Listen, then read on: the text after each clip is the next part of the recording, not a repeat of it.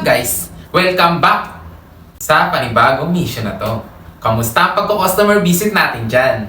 So, sana okay kayo kasi kami, eto, laban ulit. Nasa panibagong mission. Sa wakas, kasama ko ulit si Diego. Matagal-tagal din bago kami nagkasabay. Kaya tara, samahan nyo kami papuntang Pangasinan. Medyo mahaba-haba ang biyahe. Kaya abangan nyo kung sino ang makakatulog sa daan, kung ilang kape ang kaya naming ubusin, at ilang order ang maiuwi natin. May mga client meetings tayo na pupuntahan. Sana maging successful ang mission na to. Kaya tara, samahan nyo kami sa buong biyahe, behind the scene, at lahat na magaganap dito sa Pangasinan. Let's go! Pagdating namin, sobrang warm ng welcome nila. Siyempre, nagpakilala muna kami kung sino kami at pinakita namin yung mga samples na nire-request nila. Ang kausap pala natin ay City Government Department Head.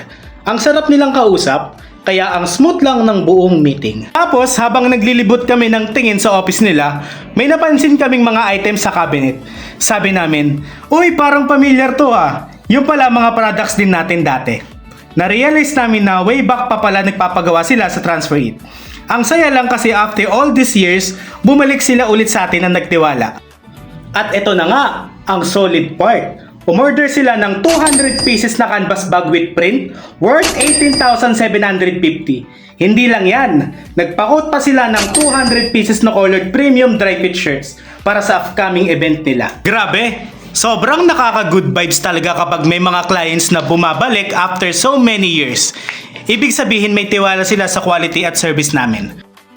Thank you, TransferEat, for the good service. After namin sa Peso Alaminos, diretso naman kami sa Alaminos City Hall. Ang mission namin dito ay makipag-meeting sa head ng City Civil Registry Office. Actually, sumingit lang kami sa schedule niya kasi sobrang busy niya at sunod-sunod ang meetings. Kaya pagpasok pa lang namin, game na agad. Wala nang paligoy-ligoy, nagpakilala kami, kinuwento namin kung ano ang bago sa TransferEat at pinakita namin yung mga latest samples namin. Ang nakakatuwa, hindi rin kami bago sa kanila. Dati na rin pala silang nagpapagawa sa TransferEat. At ang mas nakakatuwa pa, naka-display pa rin sa meeting area ng City Hall yung mga products na ginawa namin para sa kanila. Solid, ibig sabihin talagang tumatagal at nagagamit pa rin yung mga gawa natin. Hindi lang yan. Medyo nahirapan lang kami sa umpisa kasi syempre, Pangasinenyo sila at sila minsan nag-uusap sa sarili nilang lengguwahe. Buti na lang kasama namin si Marie Chris, kaya naging mas smooth ang communication at mas naging madali ang usapan. At syempre, hindi tayo uuwi ng luhaan. Nakakuha tayo ng order ng 42 pieces na white dry fit shirt with print, total worth of 6,300. Hindi pa dyan natatapos. Dahil nagpa-quote pa sila para sa bumper jacket with print para sa mga susunod nilang project. Another successful client visit na naman.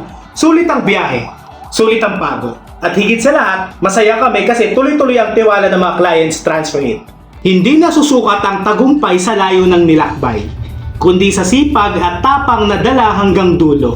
Kasi bawat pagod may kapalit, bawat struggle may reward, at bawat laban may panalong naghihintay.